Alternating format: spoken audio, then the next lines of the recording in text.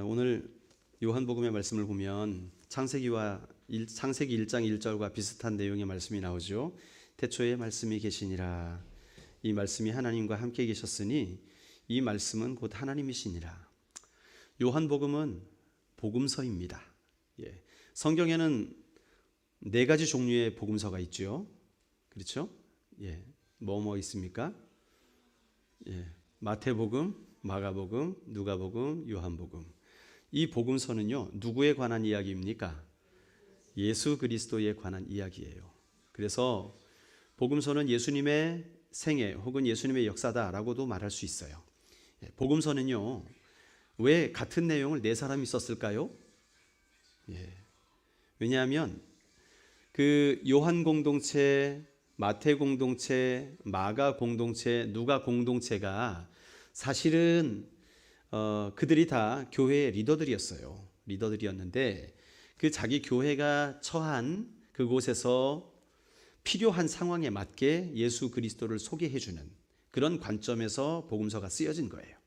그러니까 마태복음의 관점, 요한복음의 관점, 누가복음의 관점, 마가복음의 관점이 다 다릅니다.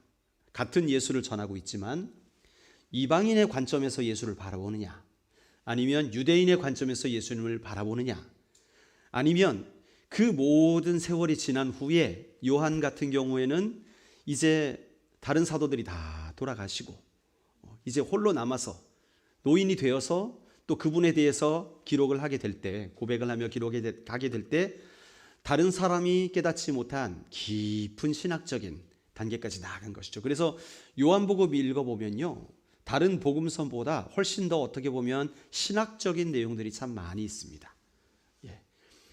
이 마태복음, 마가복음, 누가복음에서는 이 어떤 해석이라기보다는 사건에 대해서 그대로 전달하는 그런 차원에서 기록이 많이 되어 있죠. 그런데 요한복음은요, 어떤 그 사건에 대해서 똑같은 사건을 이야기하더라도 조금 더 하나님의 관점에서 그것을 깊이 영적으로 풀어서 설명을 더해서 이야기를 하고 있는 복음서가 바로 이 요한복음이에요.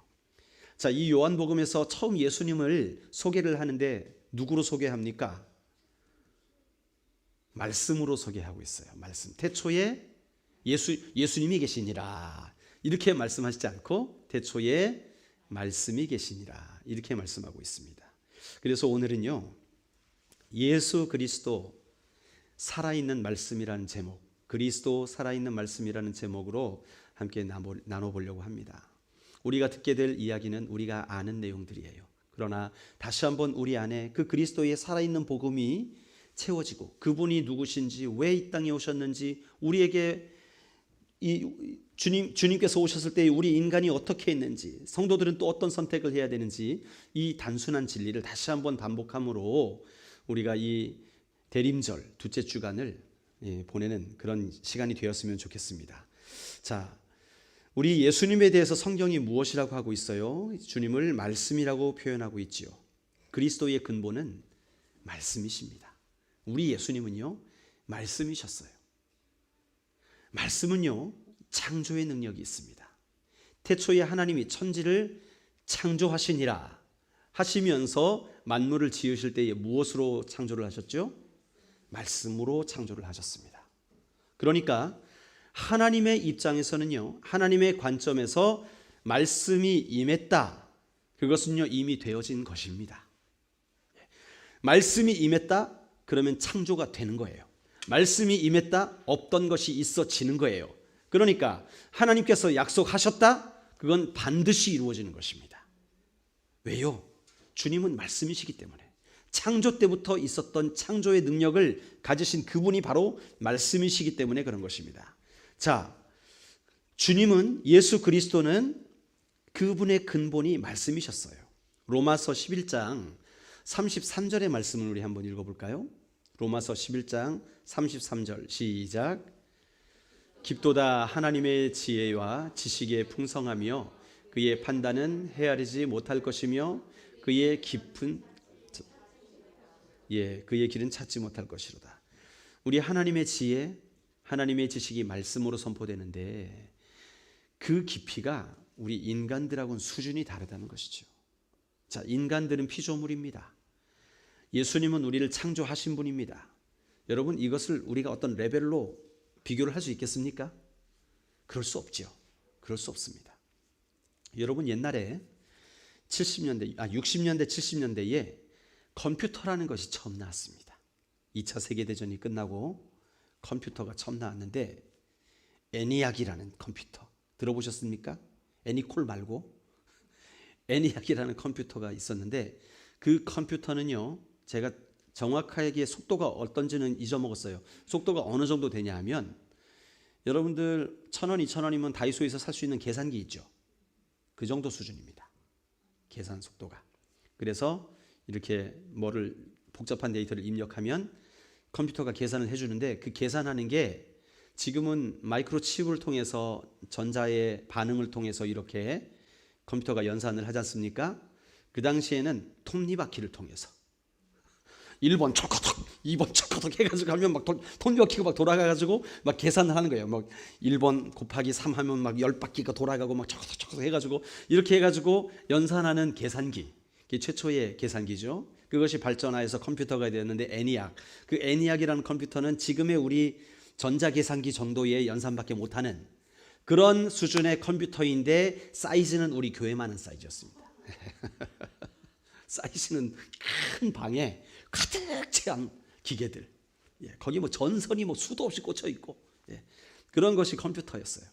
그걸 개발해 놓고 인간이, 우와, 드디어 우리는 최첨단 시대로 들어간다, 그렇게 광고했답니다. 왜요? 주판보다 훨씬 빠르거든요. 손으로 연산하는 것보다 훨씬 빠르거든요. 그러니까 그 온 방에 컴퓨터라는 이름으로 기계를 꽉 채워놓고 그게 연산하는 게 지금 우리 가지고 있는 전자계산기 그거보다 아마 느릴 것 같아요. 그 정도 수준이었어요. 그리고 시간이 지납니다. 제가 고등학교쯤 됐을, 중학교 때 저희가 다니던 고등학교는 평택에서 그 뭐라 그럴까요? 그 무슨 지정학교라 그래가지고 컴퓨터실이 있었어요. 학교에.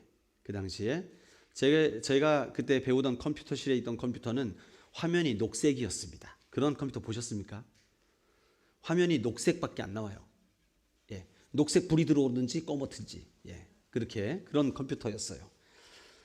그림이란 게 뜨지 않는, 글씨만 이렇게 뜨는, 그런 컴퓨터 가지고, 이 컴퓨터는 키려 그러면 일단 이만한 디스켓을 탁 넣어야 됩니다. 그리고 철커덕 잠궈야 돼요. 그리고 나서 전원을 올리면 뭐 한참 돌아가요. 한참 돌아가면서 뭐 하게 되면 한 2, 3분 기다리면은 컴퓨터가 깜빡깜빡거리면서 이제 뭐가 이제 프롬프트라는 게 떠요. C 땡땡 해가지고. 그러면 이제 디스켓을 바꿔 껴야 돼요. 디스켓 빼가지고 이제 운영체제를 빼고 그 다음에 다른 디스켓을 넣어가지고 또 척커덕 해가지고 이 도스 명령어라고 하죠. 명령어를 찾아가지고 그 디스켓에 있는 이 실행 파일을 실행을 시켜야 됩니다. 그렇게 되면 그때 옛날에 유명했던 너구리라는 게임이 있었습니다. 너구리 게임 아십니까? 그러면 갤러그라는 게임 아십니까? 저희 세대는 아는데 저보다 윗세대는 잘 모르실 것 같아요. 갤러그라는 게임이 있었어요. 그런 게임을 슈퍼마켓 앞에 앉아서가 아니라 그 컴퓨터 앞에서 할 수 있게 되었어요. 돈을 우리가 50원을 넣지 않아도 할 수 있게 되었어요. 그래가지고 그 당시만 해도 학교에 디스켓을 이렇게 들고 다니면 그게 부자였습니다. 디스켓 박스가 이만했어요. 디스켓 박스를 하나 들고 다니면, 이야, 이 디스켓 안에 온갖 그 컴퓨터 게임들이 한 뭐 10가지 딱 들고 다니면 부자인 거예요. 그러면 그 당시 우리나라는 저작권이 어디 있어요? 저작권은 들어보지도 못했죠. 그 당시에 죄다 카피해서 쓰는 거예요. 디스켓만 사다가 죄다 카피해가지고 다 씁니다. 그래가지고 그 디스켓만 가지고, 그런데 그 컴퓨터가 얼마나 느린지, 게임을 한번 하려면 인내심을 가지고 기다려야 됩니다. 넣고 기다리고 한 10분, 5분 막 기다려야 돼요. 그러니까 그런 시대가 있었어요. 그러다가 삼성에서 386 컴퓨터라는 걸 만듭니다. 들어보셨습니까? 그 전에 물론 XT80 컴퓨터가 있었어요. 386 컴퓨터가 나오면서 제가 그 광고도 기억해요. 잡지에 이렇게 삼성 컴퓨터 광고가 나오는데 어떤 아이가 모니터 화면을 보면서 모니터에서 빛이 막 쏟아져 나와요. 그림이. 그러면서 빛에 의해서 머리가 막 뒤로 날립니다. 엄청 빠르다는 거죠. 그리고 엄청난 컴퓨터가 탄생했다는 거예요. 우와! 그러면서 저장 용량이 512메가바이트. 이게 뭔지 아십니까? 512메가바이트. 그게 하드디스크 용량이라는 거예요. 어마어마하게 큰 용량이라는 거죠. 512메가바이트. 지금 여러분들 핸드폰에요 1000분의 1도 안 됩니다. 1000분의 1 저장 용량이. 1000분의 1도 안 되는 저장 용량을 가진 컴퓨터가 최신으로 나왔는데 이만해요. 컴퓨터가. 그 위에 모니터도 이만해요. 그렇죠? 키보드도 이따만큼 두껍습니다. 이렇게 톡톡 들어가는 키보드 있잖아요. 치면은 막 다다다다 소리 나는 키보드 있잖아요. 그런 거. 그래가지고 그거를 대대적으로 광고를 하는데 지금 생각하면 어떻습니까? 이 핸드폰 속도의 100분의 1도 안 되는 거예요. 저장 용량의 1000분의 1도 안 되는 거예요. 그거를 최신 컴퓨터라고. 그때가 80년대 후반, 90년대 초반이었는데 우와 빠르다, 어마어마하다 이랬거든요. 여러분, 이게 그 당시 우리의 기술이었어요. 지금 우리가 바라보면 어떻습니까? 어마어마하게 변했죠. 여러분, 저는 그 당시에 1999년이 되면 기차는 날아다녀야 되는 줄 알았습니다. 은하철도 999. 그래가지고 1999년이 되면 기차가 날아다니고 막 그러는 줄 알았어요. 근데 아직 안 날대요, 기차가. KTX가 다녀도 안 날대요. 제가 무슨 말씀을 드리는 거냐 하면, 주님은 창조주 하나님이세요.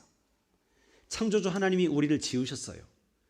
우리가 우리의 지혜로 살아갑니다. 이 땅 가운데 개발을 하고 막 286 컴퓨터, 386 컴퓨터, XT, 지금 이 핸드폰도 개발하고 이렇게 하는데, 여러분 생각을 해보십시오. 여러분, 우리 인간이 목이 뒷다리 만들 수 있습니까? 앞다리는요? 개구리 코털 만들 수 있습니까? 개구리는 코털이 없나요?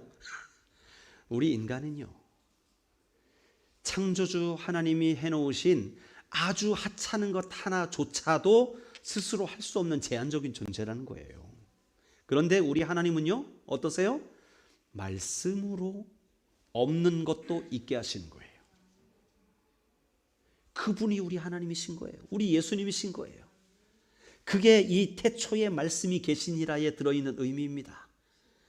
우리가 믿는 그 하나님은요, 우리가 제 아무리 노력해도 그분의 진짜 솜털만큼도 따라갈 수 없어요.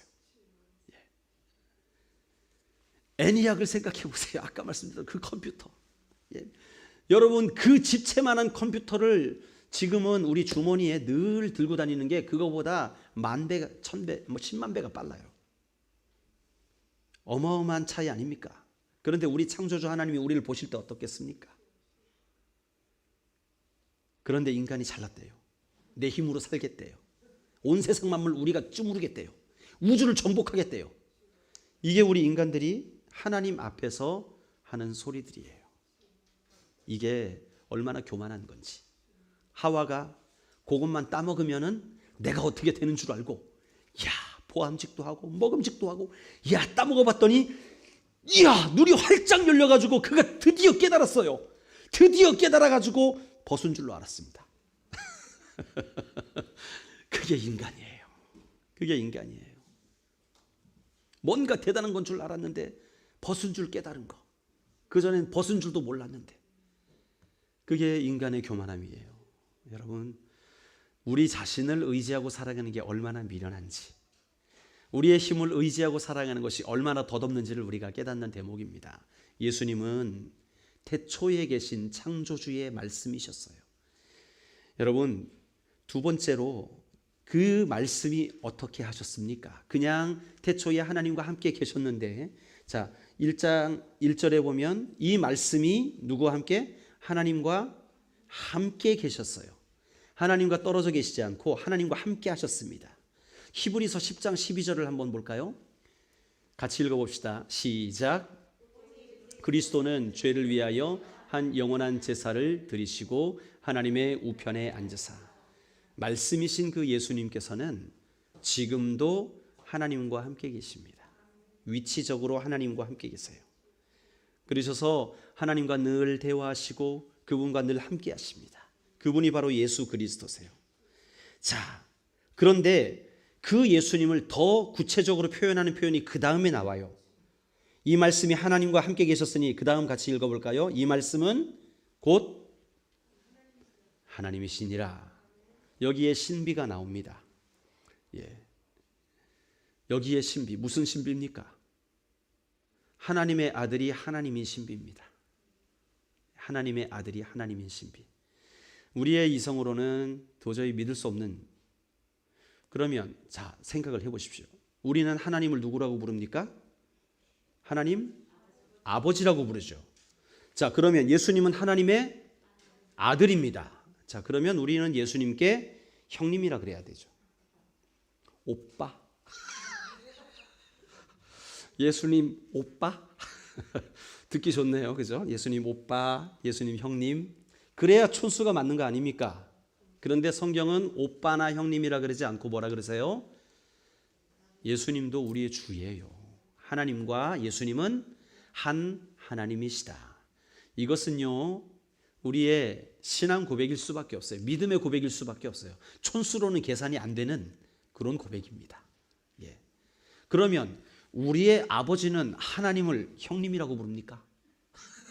우리의 증조 할아버지는 하나님을 어이, 뭐 조카라 그래야 됩니까? 뭐라 그래야 됩니까? 이게 인간의 촌수와 계산할 수 없는 신비예요.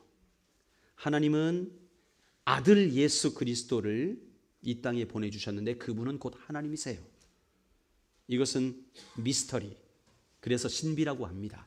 이것을 우리가 이해할 수 없기 때문에 우리는, 그러나 성경에서 분명히 그렇게 말씀하고 있기 때문에 우리는 이것을 교리로 삼았지요. 그게 무슨 교리입니까? 삼위일체 교리. 이 삼위일체 교리는요, 우리가 이성으로 이해하고 계산하고 할 수 없습니다. 이것은 있는 그대로 믿는 것, 받아들이는 것입니다. 자, 이분이 바로 예수님. 예수님이 하나님이시고 예수님과 하나님 아버지는 하나이시다. 요한복음 10장 30절 말씀 같이 읽어볼까요? 요한복음 10장 30절 시작. 나와 아버지는 하나이니라 하신대. 아멘. 그분이 바로 우리 하나님이시란 거예요. 자, 예수님을 이렇게 요한복음 1장에서 이렇게 그립니다. 예수님은 말씀이셨고 그분은 하나님과 함께 하시고 그분은 하나님이시다. 자, 그런데 그분에게 변화가 생깁니다. 우리 인간이 죄를 범함으로 말미암아 예수님이 변화가 생겨요. 어떤 변화입니까? 하나님과 함께 하셨던 그분이 이 땅에 오십니다. 죄인 된 이 땅에 오십니다. 그것을 신학 용어로는 성육신이라고 합니다. 성육신. 자, 14절 말씀을 같이 읽어볼까요? 14절 시작. 말씀이 육신이 되어 우리 가운데 거하심에 우리가 그의 영광을 보니 아버지의 독생자의 영광이요 은혜와 진리가 충만하더라. 말씀이신 그분께서, 말씀은 여러분 보이지 않잖아요. 존재가 눈으로 확인할 수가 없어요. 그런데 그 말씀이신 분이 육신을 입어서 이 땅에 오셨으니까 이제는 눈으로 볼 수 있는 존재가 되셨어요. 그래서 영이신 그분이 육신이 되신 거예요. 자, 그래서 그분이 구주로 탄생하셨는데 그게 크리스마스. 메리 크리스마스. 이 메리는 뭡니까? 강아지 이름? 메리? 그 메리가 아니라 메리는 기뻐한다는 거예요. 예? 예? 뭐라고요? 여기서 뭐라 그런 것 같은데. 메리는 주님을 기뻐한다는 뜻입니다. 메리 크리스마스. 주님을 기뻐한다. 크리스마스가 그리스도의 마스라는 뜻이 데이, 하나님 예수님이 탄생하신 날을 축하합니다. 그런 뜻이에요. 메리 크리스마스. 자, 메리 크리스마스. 왜 그리스도의 탄생을 축하합니까? 말씀이신 그분, 하나님이신 그분이 이 땅에 오셨기 때문에 축하하는 거예요. 자, 그러면 그분이 이 땅에 오신 게 왜 축하받을 일입니까? 사실 그분 개인적인 입장으로는요, 축하받을 일이 아니거든요.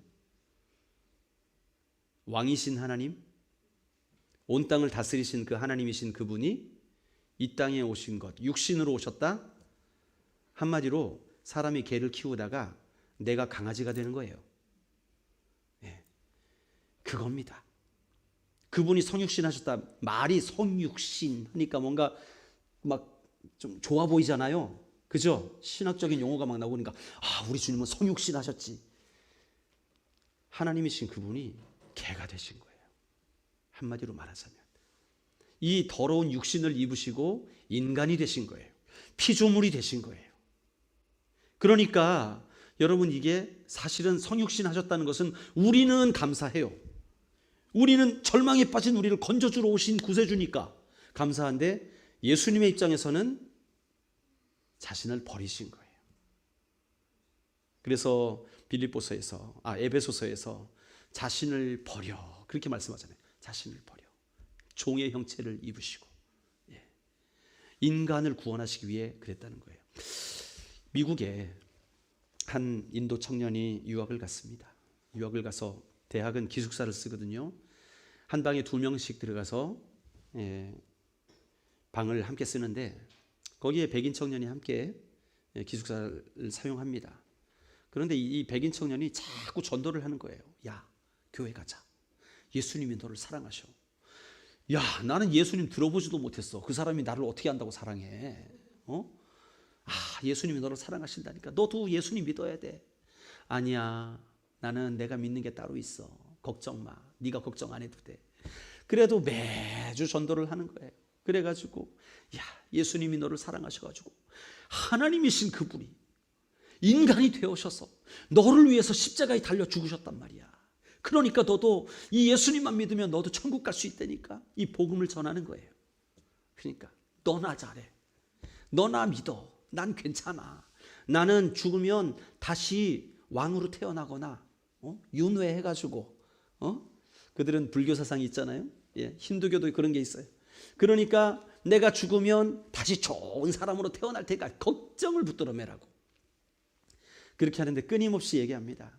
야, 예수님이 너한테 왜 오신 줄 아냐? 우리 인간이 가만 놔두면 다 죽으니까 자기가 죄인인지도 모르고 자기가 어떻게 될 운명인지도 모르고 다 죽게 되는데 그 죽어가는 인간을 불쌍히 여기시고 하나님이 예수님이 되셔서 직접 이 땅에 오셔가지고 우리를 구원해 주셨다니까. 너 이거 안 믿으면 지옥 가는 거야. 그렇게 전도를 했어요. 다 들으면서도 니나 잘해. 싫다. 거절을 합니다. 어느 날 여름에 이제 방학이 되었어요. 그래가지고 집은 멀어서 갈 수 없고 주변에 근교에 농사를 짓는 그런 전원적인 마을에 가서 책도 읽고 나무 그늘에서 쉬고 있는데, 여러분, 힌두교가 생명을 굉장히 중하게 여긴다는 거 아시죠? 이 미물에 대해서 벌레라든지 뭐 짐승이라든지 이런 것들을 생명을 해야 하는 걸 굉장히 두려워합니다. 생명을 사랑한다는 거, 존중한다는 것 자체는 뭐 우리 기독교도 마찬가지죠. 자, 이 힌두교를 믿는 청년이 책을 나무 아래 앉아서 읽고 있는데 저 멀리에 보니까 큰 개미집이 있어요. 개미들이 잔뜩 있네. 야, 참 부지런하다, 대단하다. 개미집이 어마어마하게 크구나. 그렇게 바라보고 있는데 저쪽에서 큰 트랙터가 땅을 막 갈아엎으면서 막 오고 있습니다. 바바바바바 하면서, 자, 어느 쪽으로 옵니까? 개미집 쪽으로 오는 거예요. 이 개미 다 죽게 생긴 거예요. 저 트랙터 한번 지나가 버리면 완전 가루가 돼 버리는 거죠. 다 갈아엎어가지고. 야, 이거 개미 저 집 다 무너지고 막 난리 나겠는데? 저거 말해줄 수도 없고 어떡하나? 개미야, 도망가라. 그래서 막대기 푹 찌르니까 우리가 달려들어요. 아니, 이게 도와주려고 하는 건데 얘들은 왜 달려드나 막 하면서 막, 그래도 자기가 힌두교의 열심이라 이 생명을 존중한다고 개미 좀 살려보려고 빨리 나오라고 막 이렇게 하려고 하는데, 그때 머릿속에 스치는 생각이, 야, 저 미련한 개미들이 지들이 죽을지도 모르고 지금 트랙터가 저렇게 멸망이 다가오고 있는데 죽을지도 모르고 열심히 살아가고 있네. 내가 만약에 개미가 되어가지고 이 개미한테 가가지고 여러분 도망가세요. 지금 저 트랙터가 우리 다 갈아엎고 있습니다. 빨리 도망가세요. 라고 전해줄 수 있었으면 좋았을 텐데. 그 생각을 하면서 예수님이 믿어지는 거예요. 그렇구나. 예수님이 나를 위해 오신 거구나. 하나님이신 그분이 우리 죄인된 인생이 그냥 놔두면 미래가 어떻게 될지 다 죽어가는 절망으로 빠질 수밖에 없는 그런 비참한 인생으로 살아가는 걸 아시고 우리를 불쌍히 여기셔가지고 나를 위해 인간으로 오셨다는 말이 바로 그거구나. 그래가지고 그날로 교회 갔다는 거 아닙니까? 여러분, 주님이 성육신 하신 것은요, 우리 인간에게는 무한한 은혜가 되는 거예요. 우리가 미련하여서 구원받을 수 없는 자, 우리가 타락하여서 도저히 하나님의 그 영광에 이를 수 없기 때문에 주님이 직접 인간으로 오셔서 직접 우리의 모든 죄를 짊어지시고 직접 십자가에 달려 돌아가셨습니다. 그게 바로 우리 주님의 성육식 사건의 목적이었던 거예요. 말씀이 육신이 되신 목적, 바로 이 우리의 구원을 위해서였지요. 그게 바로 성육신 사건입니다. 아니, 이 아가 왜 배터리가 다 됐나요? 말씀을 빨리 마치라는 얘기 같습니다. 여러분, 그분이 이 땅에 오신 것, 그분은 어느 곳에 오셨어요? 세상에 오셨어요. 그분이 세상에 오셨는데 문제가 있어요. 그분이 우리 세상을 밝혀주시기 위해서 빛으로 이 땅에 오셨는데 세상이 깨닫지 못해요. 10절 말씀을 같이 읽어볼까요? 요한복음 1장 10절 시작. 세상은 그로 말미암아 지은 바 되었을 때, 이게 문제인 거예요. 예수님이 오셨어요. 그러면 우리가 오 주님 할렐루야 하면서 맞이해야 되는데 어떻게 합니까? 안 그랬어요. 오히려 이단하라 칭하고 십자가에 못 박아 죽이라 그랬습니다. 그분은 세상을 구하기 위해 오셨는데 세상은 그를 알아보지 못해요. 왜 그렇습니까? 어두워서, 눈이 열리지 않아서. 지금도 이 땅에 주님이 오셨다는 사실, 그분이 구주로 오셨다는 사실을 알려주어도 깨닫지 못하는 자들이 얼마나 많은지 몰라요. 여러분, 그 영혼들을 주님께서는 우리에게 붙여주셨습니다. 지금도 주님을 만나지 못하면 지금 죽으면 지옥 가는 거예요. 뭐 기다려주고 그러지 않습니다. 오늘 만나야 될 사람이 있어요. 오늘 예수님을 만나야 될 사람이 있다는 거예요. 여러분, 그 일을 위해서 우리를 부르셨다는 것이죠. 세상이 그를 알지 못해요. 그분은 참 빛이시잖아요. 9절 말씀에 보면 참빛 곧 세상에 와서 각 사람에게 비추는 빛이 있었나니 그렇게 말씀하세요. 그 빛은 무엇입니까? 하나님의 영광을 말하는 거예요. 하나님의 나라에는요 어둠이 없다 그랬어요. 하나님은요 완전하신 분이시고 그분의 나라는 빛으로 가득한 나라입니다. 빛이 가득하다는 얘기는 악이 없다는 거예요. 어둠이 없다는 거예요. 모든 질병, 두려움, 어두움, 불안 뭐 이런 것들이 없다는 거예요. 그 빛이 이 땅에 오신 분이 바로 예수 그리스도. 그런데 그 빛을 알아보지 못해요. 그게 바로 우리 인간이었습니다. 5절에 보니까 빛이 어둠에 비추되 어둠이 깨닫지 못하더라. 주님을 알아보지도 못해요. 그 다음에 10절 하반절에 보면 세상이 그를 알지 못하였고 주님을 알아보지도 못해요. 11절에 보면 자기 땅에 오매 자기 백성이 영접하지도 않아요. 깨닫지도 못하고 믿지도 못하고 회개도 못해요. 그게 바로 우리의 상태라는 것입니다. 그렇기 때문에 주님이 어떻게 하셨어요? 우리를 아예 불러주셨어요. 불러주셨어요. 하나님 우리를 택하신 거예요. 13절 말씀 같이 읽어볼까요? 시작. 이는 혈통으로나 육정으로나 사람의 뜻으로 나지 아니하고 오직 하나님께로부터 난 자들이니라. 그래서 하나님이 우리 믿는 사람들을요 콕콕콕 집어가지고 불러주셨다니까요. 너는 내 것이라. 내가 오늘날 너를 놔두더라. 그러면서 우리로 하여금 하나님의 백성으로 주님이 선택하고 삼아주신 거예요. 왜 그렇습니까? 믿는 것은요 하나님의 선물입니다. 믿음이요 마음대로 됩니까? 안 돼요. 믿음은요 하나님의 선물입니다. 만약에 여러분이 지금 우리가 읽고 있는 이 성경 말씀이 하나님의 말씀으로 믿어지신다면 그건 내가 믿는 게 아니고 하나님이 믿게 해 주신 거예요. 이게 그냥 안 믿어져요. 어떤 사람들은 말해요. 좀 믿게 좀 해주세요. 그게 안 돼요. 스스로 믿으려고 해도 안 믿어집니다. 하나님이 믿게 해주셔야 믿어지는 거예요. 그러므로 인간의 구원은 인간이 믿어서 그의 믿는 행위를 통해서 이루어지는 게 아니라 성령님이 믿게 하셔서 우리를 건져주시는 성령님의 사역인 줄로 믿습니다. 그래서 전도하는 건요, 내가 열심히 전도해서 되는 게 아니에요. 내가 복음은 전하지만 성령님이 나를 인도하셔야, 성령님이 나와 함께 하셔야, 성령님이 내 말 가운데 임하셔야 복음이 전달되어지고 그에게 믿음이 들어가는 것입니다. 그러니까 우리가 날마다 주를 의지하는 것이 중요한 거예요.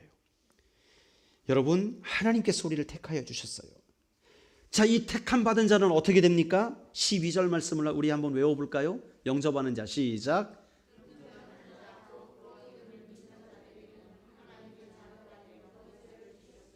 아멘. 우리 온유 외우나? 온유 이거 외우나? 영접하는 자 기억해?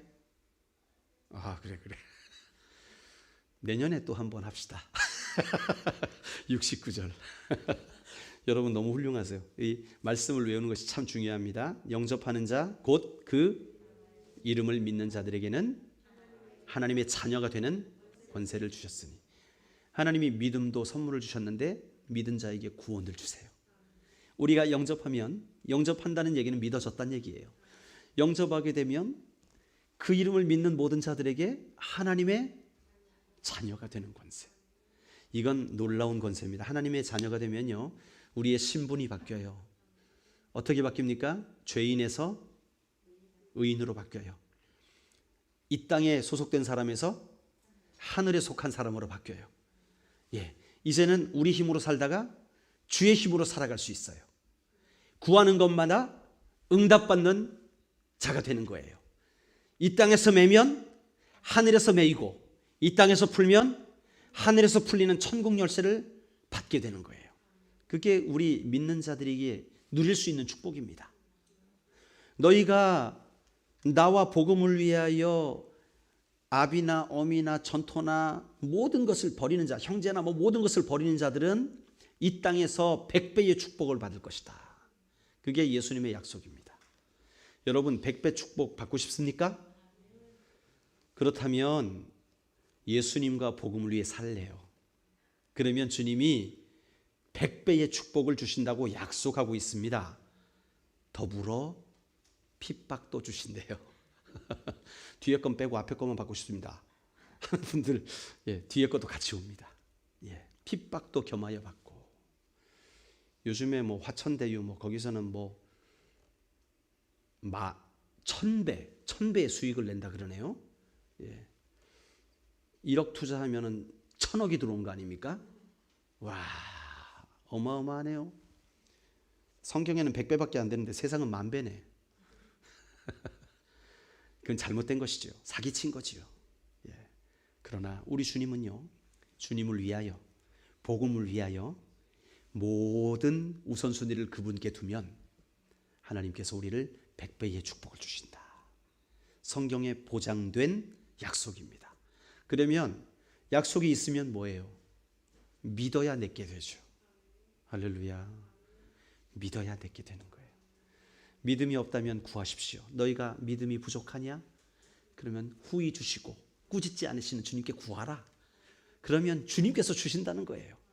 믿음이 없으면 구하십시오. 하나님 안 믿어지는데요? 100배 안 믿어집니다. 구하십시오. 믿음을 달라고. 그러면 믿음을 주시는 거예요. 믿어지면 두려움이 사라져요. 걱정이 사라져요. 주님이 내 안에 주인 되어 주세요. 그러니까 이제 내가 가진 소유에 의해 움직이지 않아요. 가치가 달라지기 때문에. 그러면 물질은 저절로 오게 되어 있습니다. 그 원리입니다. 그리고 우리를 영접하여 구원을 주실 뿐만 아니라 우리에게 변화가 일어나는데 우리가 하나님의 자녀가 되어서 하나님의 권세를 누리면서 살아가요. 이 땅에서 하나님의 권세를 누리면서 살아간다는 건요, 하나님과 동역한다는 의미입니다. 자, 하나님은 온 세상을 구원하실 주님이십니다. 믿으십니까? 네, 온 세상을 구원하실 그 일을 위하여 우리를 사용하신다는 거예요. 여러분과 저는요, 온 세상을 구원하기 위해 하나님께 쓰임받는 자들로 택함을 받았습니다. 그래서 우리는요, 여러분이 가는 곳곳마다 생명의 역사가 막 일어나야 돼요. 내 힘으로는 안 됩니다. 저도 좀 공부를 좀 해야 될 것 같아요. 예. 저는 식물을 한 번도 키워본 적이 없습니다. 제가 딱 하나 키워봤는데 아보카도. 아보카도를 어떻게 키웠냐? 키우려고 키운 게 아니라 숙제였어요. 우리 막내딸이 아보카도를 싹을 틔워오는 게 숙제였대요.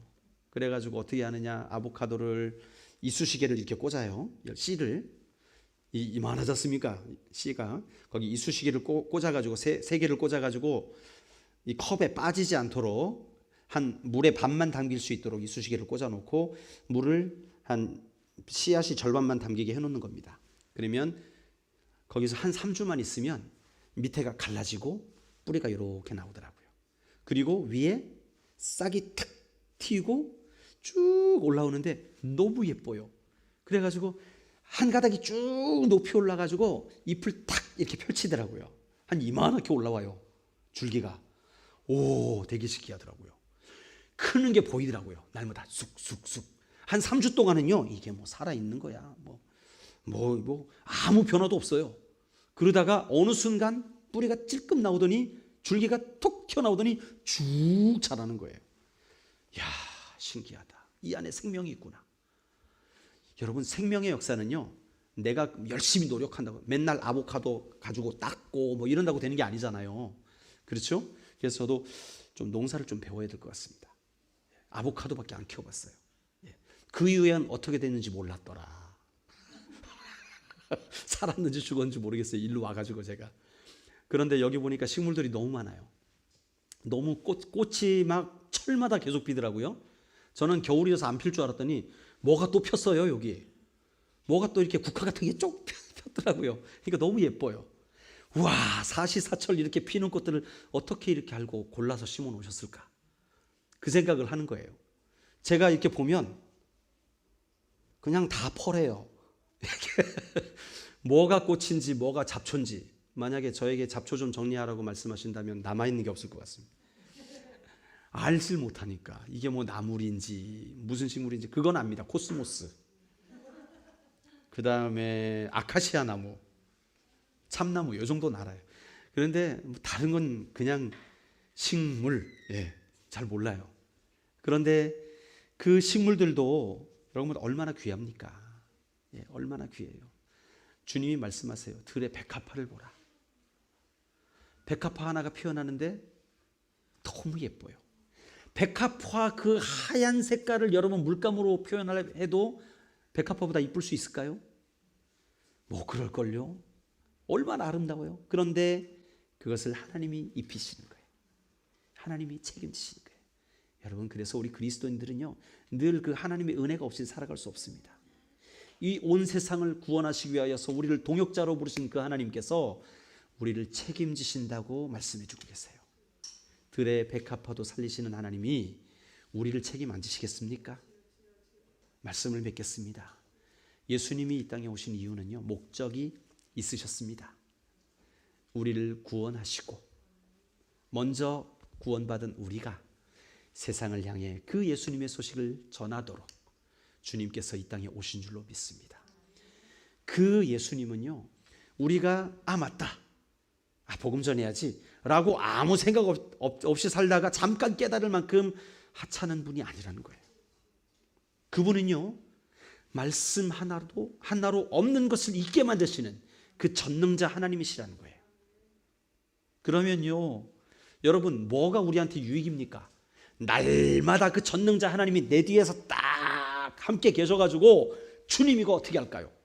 이렇게 해라. 주님 이건 어떻게 할 거예요? 이렇게 해라. 이게 낫습니까? 주님 가만히 계십시오. 제가 한번 해보겠습니다. 머리가 안 돌아가네. 아유, 혈압. 이러면서 스스로 노력하고 스스로 땀 흘려가지고 살아가게 낫겠습니까? 여러분, 어느 걸 선택하시겠습니까? 오늘 저와 여러분을 주님과의 이 친밀함으로 부르고 계십니다. 오늘 이 한 주간 우리가 살아가면서 주님께서 우리와 함께 하신다면 우리 인생이 얼마나 행복해질까? 주님이 매 순간 나에게 지혜를 주시고 매 순간 나의 갈 길을 인도해 주신다면 시편의 기자처럼 주의 말씀은 내 발의 등이요 내 길의 빛입니다 라고 고백할 수 있도록 우리의 길을 늘 환하게 비춰주신다면 얼마나 안전하고 행복한 길을 살아가겠습니까? 여러분, 이 한 주간 이 길을 걸어갑시다. 그러기 위해서 여러분 날마다 말씀을 묵상하십시오. 날마다 빛이 되신 주님의 말씀, 예수님이 말씀이라 그랬잖아요. 태초에 말씀이 계셨다 그랬잖아요. 이 말씀을 날마다 묵상하세요. 제안 드리는 것은 대강절 이 하루 한 구절 내지 세 구절 정도 되는 거, 이거 한 구절씩 읽고 날마다 묵상하는 것부터 시작하세요. 그게 되면 우리 300일 성경 통독하고 있잖아요. 지금 거의 다 끝났습니다. 이제 그거 보내드리는 거 제가 가끔 일하다가 빼먹고 못 보내드릴 때가 있어요. 용서를 해주시고 그 말씀 가지고 묵상을 또 하시고, 또 개인적으로 큐티 하시는 분들은 큐티를 통해서 또 말씀을 늘 섭취를 하십시오. 그래서 그 말씀을 통해 내 삶의 길을 인도함을 받으시는 그런 축복을 누리시길 바랍니다. 그게 가장 행복하고 가장 즐거운 길입니다. 기도하시겠습니다. 하나님 고맙습니다. 예수님이 이 땅에 오신 이유, 말씀이신 그 하나님이 나와 함께 하시는 이유에 대해서 우리가 나누었습니다. 오늘 이 시간 그 진리 되신 하나님이 나와 함께 하실 때에 나의 모든 삶은 주님과 동역하는 삶이 되고, 주님과 동역하게 되면 주님은 우리의 모든 필요는 거저 주신다고 약속하고 계십니다. 너희는 먼저 그의 나라와 의를 구하라. 그리하면 이 모든 것을 너희에게 더하시리라 약속하신 주님의 말씀을 힘입어 이 한 주간도 주님께 묻고 주님과 동행하며 살아가는 귀한 한 주간이 될 수 있도록 인도하여 주시옵소서. 우리 구주 예수님의 이름으로 감사기도 드립니다. 아멘.